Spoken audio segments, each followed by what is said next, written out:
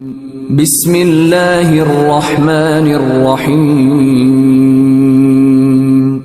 شب جمعہ پورے ہفتے کی امپورٹنٹ رات ہے۔ اس رات میں اپنے گناہوں کو معاف کرواتے ہوئے ان محبان آل محمد کے، ان مومنین و مومنات کے گناہوں کو معاف کراؤ۔ آپ ایزی مت لو اس بات کو کہ کون سے گناہ میں معاف کراؤں، میں ان لوگوں نے کیے ہی کیا ہے، یہ کبھی مت سوچو، یہ کبھی مت سوچو کہ کون سے گناہ۔ اللہ کہہ رہا میں ہر گناہ معاف کروں گا سوائے شرک کے، سوائے شرک کے ہر گناہ میں معاف کر دوں گا۔ وہ کنفرم کر رہا ہوں، قرآن میں کہہ رہا کہ سب سے بڑا ظلم جو ہے وہ شرک ہے، بس شرک کو کبھی معاف نہیں کروں گا۔ لیکن کتنے بھی بڑے گناہ ہوں، لیکن یہ سارے کنڈیشنز کے ساتھ ہیں۔ اگر اہل بیت کی محبت تمہارے دلوں میں ہے تو یہ ساری چیزیں ہیں، محبت امام علی ہے، ولایت امیر المومنین ہے، تو پھر تمہارے ہر گناہ معاف ہونے کے چانسز ہیں۔ میں بار بار بہت احتیاط سے پڑھ رہا کہ یہ کنڈیشنز کے ساتھ ہے کہ، اور اللہ کا شکر، اور میرا ایڈریس صرف محبان آل محمد سے ہی ہے۔ میں ایک اہل بیت چینل پہ اپنے مولا کے چاہنے والوں سے ہی بات کر رہا، تو مجھے معلوم ہے کہ جتنے مجھے اس وقت ہزاروں کی تعداد میں پورے چینل کے اوپر سن رہے، ان کو مجھے معلوم ہے کہ وہ لوگ سارے کے سارے مولا کے چاہنے والے ہیں۔ جب مولا کے چاہنے والے ہیں تو پھر کوئی پریشانی نہیں ہے، ٹھیک ہے گناہ ہے، ان گناہوں کو معاف کرانے کے لیے یہ رات رکھی گئی۔ اس رات کو میں ہمیشہ کہتا ہوں، اس رات کو ایزی مت لو، اس رات کو یہ مت بولو جیسے وینسڈے نائٹ تھی ویسی تھرسڈے نائٹ نہیں ہے، جیسے تھرسڈے نائٹ ہے ویسی فرائیڈے نائٹ نہیں ہے۔ ہر رات کی امپورٹنس ہے، کوئی ایسا نہیں ہے، میں یہ نہیں بول رہا کہ یہ رات کی امپورٹنس نہیں ہے اور یہ رات کی امپورٹنس نہیں۔ تھرسڈے پرٹیکولرلی امپورٹنس رکھی گئی کہ یہ رات ایک رحمت کی، یہاں تک علماء کہتے ہیں کہ مغرب سے لے کے صبح فجر تک، بعض روایتوں میں ہے کہ دوسرے دن کی مغرب تک، یہ کیا کرم ہے پروردگار کا، یہ 24 گھنٹے جو ہے اس میں ایک لمحہ ایسا آتا ہے کہ جس لمحے میں اگر تم دعا مانگو تو اللہ ساری تمہاری دعاؤں کو قبول کر دیتا، ساری دعاؤں کو قبول کرتا۔ تو اس میں بہترین اعمال آج کی رات جو ہے اپنے مرحومین کے لیے مغفرت کی دعا کرو۔ آپ کچھ مت کرو، اردو میں بولو کہ پروردگار تو جتنے نام لے سکتے اپنے ماں باپ بھائی بہن ان کے نام لو، اس کے بعد یہ بولو کہ اللہ سارے محبان آل محمد کو، سارے مومنین و مومنات کو تو بخش دے، آج کی رات سب کو معاف کر دے۔ عزیزو، یہ اتنا بڑا انویسٹمنٹ ہو جاتا کہ آپ مسلسل ہر شب جمعہ، مثال کے طور پر غور سے سنو، آپ ہر شب جمعہ کو لوگوں کی مغفرت کی دعا کر رہے، پہلے اپنے لیے دعا کرنا کہ اللہ میرے گناہوں کو معاف کر دے، اس کے بعد یہ بولنا کہ آج جتنے مرحومین ہیں، آج میرے پاس تو طاقت ہے، میرے پاس زبان ہے، میرے پاس آواز ہے، میں ہاتھ و پیر میں میری طاقت ہے، زبان میں طاقت ہے، تو آپ کیا کرنا، آج کی رات اپنے لیے تو مانگ رہے، جو مانگ رہے آپ مغرب سے مانگ رہے، لیکن اس کے بعد یہ محبان آل محمد کو، شیعان حیدر کرار کو کی مغفرت کے لیے دعا کرنا۔ ایک ہی جملہ بولو لیکن شب جمعہ ضرور بولو۔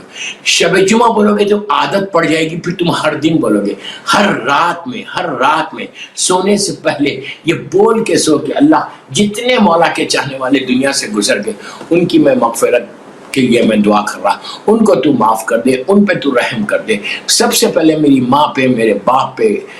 اپنے والدین پہ کی مغفرت کی سب سے پہلے دعا کرنا، اس کے بعد بھائی بہن ہیں، رشتہ دار ہیں، سب کی۔ اب سے ایک جملہ بولے، اور یہ آپ کا ایسا انویسٹمنٹ ہو جا رہا، ایسا انویسٹمنٹ ہو رہا کہ جب تم مرو گے تو یہ سارے لوگ جن کے لیے رحمت کے لیے تم نے دعا کی، پلیز غور سے سنو، جتنے لوگوں کے لیے تم نے رحمت کی دعا کی پوری زندگی میں ہر شب جمعہ کو کہ اللہ سارے مومنین کو بخش دے، اس کو بخش دے، اس کو بخش دے، آپ کا کچھ جا رہا نہیں، you are not losing anything, لیکن جتنے لوگ موجود ہیں اب ان سب کے لیے آپ دعا کر رہے ہیں، تو اس کا فرق کیا پڑ رہا؟ اس دعا کا سب سے بڑا فائدہ یہ ہو رہا کہ تم نے ہزاروں لاکھوں کے لیے ہر روز ہر شب جمعہ میں دعا کی، جب تمہارا انتخاب ہوگا تم جاؤ گے، لیکن اس سے پہلے بھی ہیئر اینڈ ہیئر آفٹر دونوں جگہ فائدہ ہے۔ ہیئر کیا فائدہ ہے؟ آج تم نے اپنے سارے مرحومین کی مغفرت کے لیے جملہ بولا، اللہم اغفر للمؤمنین والمؤمنات ومحبان آل محمد، کہ پروردگار تو سارے مومنین و مومنات اور محبان آل محمد کو بخش دے۔ آپ نے یہ جملہ بولا، اس کا فائدہ کیا ہوا؟ ان سب کے پاس تحفے پہنچے، اللہ اتنا کریم ہے، ہو سکتا ہے کہ آپ کی یہ دعا وجہ بنے، میرے جملے غور سے سنیں، آپ کی یہ دعا وجہ بنے، ریزن بنے ان ساروں کے گناہ معاف ہونے کا۔ دیکھیے جب آپ قبرستان جاتے ہیں تو آپ قبرستان میں جا کے آپ کیا دیکھتے ہیں؟ کچھ بھی نہیں ہے وہاں پہ، صرف گریوز نظر آتے ہیں، اور ہم کو یہ معلوم ہی نہیں ہوتا کہ کون سی گریو میں خدا نہ خواستہ کوئی عذاب ہو رہا یا نہیں ہو رہا، کچھ بھی نہیں معلوم، پتہ ہی نہیں چلا، ہم بڑے آرام کے ساتھ گئے اور واپس آ گئے۔ لیکن آپ غور کر رہے ہیں کہ جب آپ جاتے اور آپ نے دعا کی،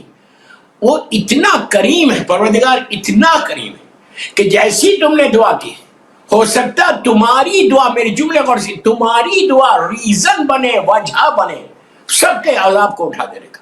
سب کے قبرستان کے عذاب کو اٹھا دینے کا۔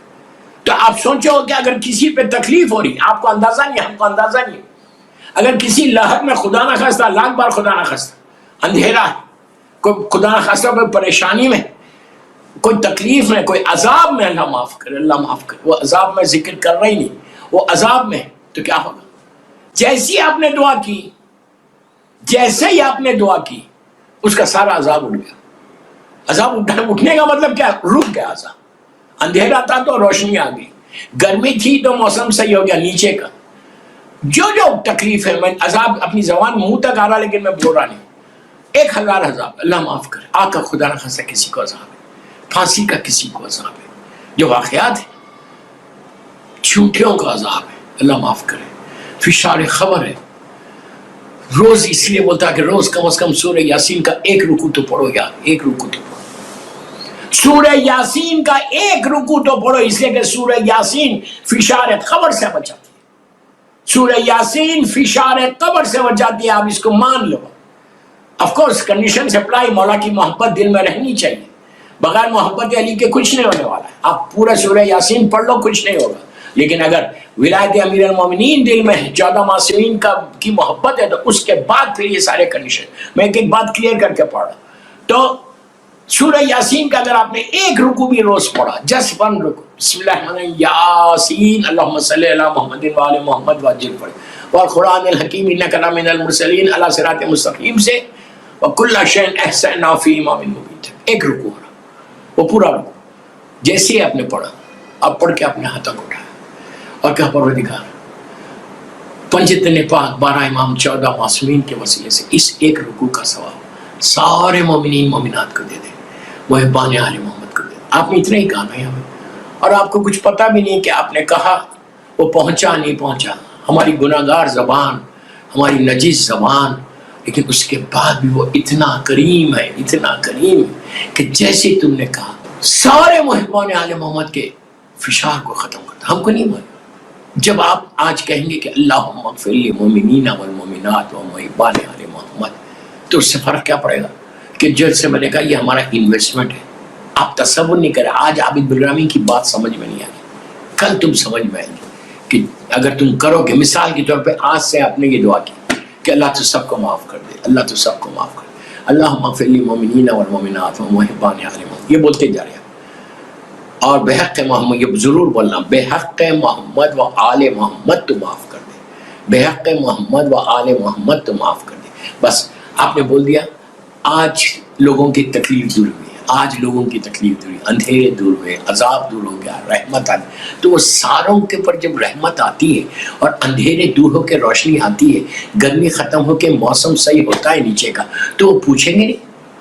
یہ پوچھیں گے، تحفہ ہے ایکچولی، ایک گفٹ ہے، ایصال ثواب ہے، تو وہ پوچھتے ہیں کہ فرشتوں سے کہ یہ ایک دم کیسے ختم کیا، ریزن کیا ہے؟ تو وہ بولتے ہیں کہ مثال کے طور پہ لندن میں اس لڑکے نے یا اس لڑکی نے تیرے لیے 1 رکوع، مثال دے رہا میں، سورہ یاسین کا 1 رکوع پڑھا، پورا پڑھنا تو بہت بڑا ثواب ہے، بے انتہا ثواب ہے، 1 رکوع پڑھا اس کا ثواب ہے۔ آج اس نے یہ کہا، تیرے حق میں دعا کی، اللہم اغفر للمؤمنین والمؤمنات کہا، وہ محبان آل محمد کہا، تو پروردگار نے اس کی دعا کو قبول کر کے محمد اور آل محمد کے وسیلے سے سارے قبرستان کے عذاب کو اٹھا دیا، تو وہ سارے مردے آپ کو دیکھیں گے، یاد رکھو، سارے مردوں کو آپ کو بتایا جائے گا کہ یہ وہ مومن تھا، یہ وہ مومن تھا، یہ وہ مومنہ تھی کہ جس کی دعا سے پھر بول رہا، جس کی دعا کی وجہ سے اللہ نے عذاب کو اٹھا دیا، تو وہ سارے لوگ آپ کو پہچاننے لگتے، سارے لوگ آپ کے حق میں دعا دیتے، دیکھیے دنیا میں تو حسد ہے, دنیا میں تو ایک جلسی ہے.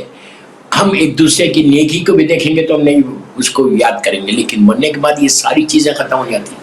یہ ساری جلسی ختم ہو جاتی, یہ سارا حسد ختم ہوتا. اس وہاں پہ یہ سب حرکتیں نہیں ہیں جو دنیا میں تم حرکتیں کر رہے نا, وہاں یہ حرکتیں نہیں ہیں. وہاں بالکل آدمی کلین ہو جاتا.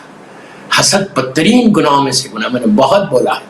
بدترین گناہوں میں سے گناہ ہے جلسی کرنا کسی سے. کبھی جلسی نہیں کرنا. بس میرے مولا کا جملہ یاد رکھو, امام علی علیہ السلام کا جملہ ہے کہ ہم نے کسی سے حسد نہیں کیا, لوگوں نے ہم سے حسد کیا. جو حسد کرے گا وہ امام علی کا شیعہ نہیں ہوگا. ایک سلوات پڑھ لے, محمد و آل محمد.